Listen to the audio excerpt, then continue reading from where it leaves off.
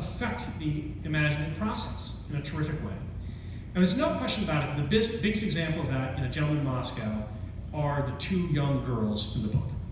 Early in the counseling tournament, he meets a 9-year-old girl named Nina, who becomes his first friend in the hotel and has a big impact on him in his life.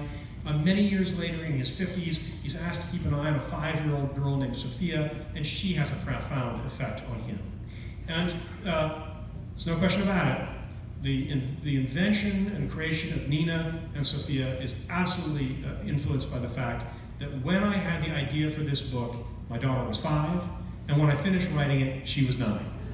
And my daughter, the two girls are not the exact duplicate in any way of my daughter by any means, because they themselves are different in the book. But my daughter was really the first person who showed me how shrewd a little girl can be. Very, very smart. They are not to be underestimated ever. And so to give you a flavor for that, you kind of think about this. As you think about Nina and Sophia, you think about what I live with.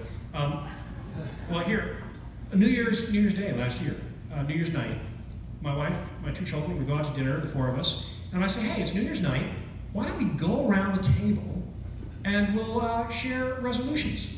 Everybody tell what your resolution is.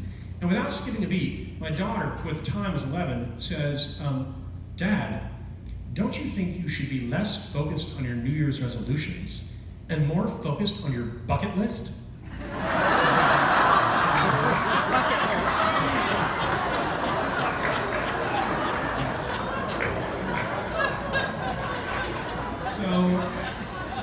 So I hit her with my cane. That's really the only appropriate response to that.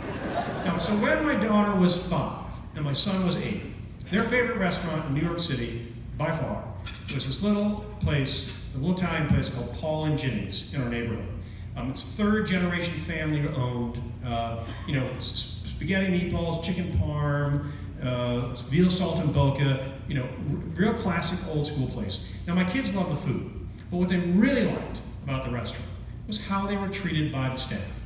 So when we would go to the restaurant, the kids would run ahead of me and my wife, and they'd burst through the door of the restaurant, and the staff would say, "Oh, Senor Towles! Oh, la principessa! Come in, come in!" And so by the time we got there, they were already seated at our table looking like they owned the place. So they loved it. So when my son turned 9, we said to him, Stokely, for your birthday, where would you like to go to have dinner in the city? We can kind of go anywhere you want within reason. And he said, I'm thinking he'd say Paul and Jimmy's. And in this wistful fashion, he says, oh, would it be amazing if we could go to Smith and Walensky's? Now, for those of you who don't know, Smith and Walensky's is a venerable old steakhouse on the Upper East Side of New York. And I'm like, where does an 8-year-old boy learn about a steakhouse? What? So it turned out that the year my son turned 9, was the year they put televisions in the back of taxi cabs in New York. And Smith and Walensky's was the very first ad. So he had seen it 100 times. So I said, well, Stokely, if you want to go to Smith and Walensky's, we can do that for your birthday. And he says, you mean it's in New York? That's why it's in the cab. So on his birthday, we all get dressed up and we head uptown. And if any of you have ever been to Smith & Walensky's, you know that the waiters at Smith & Walensky's are these big old guys who look like butchers. And in fact, they wear white butcher's aprons. That's what the waiters wear, literally.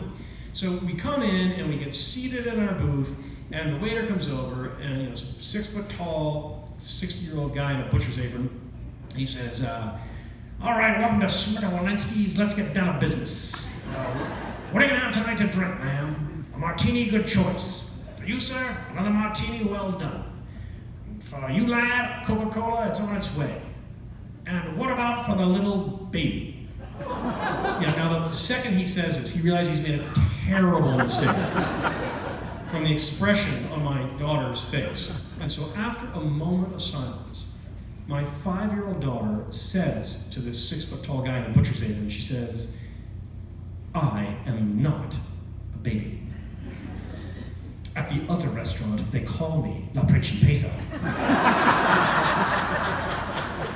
Well, that was her then. Very tough at the time. Thank you all, though, for coming out. Really, thank you all.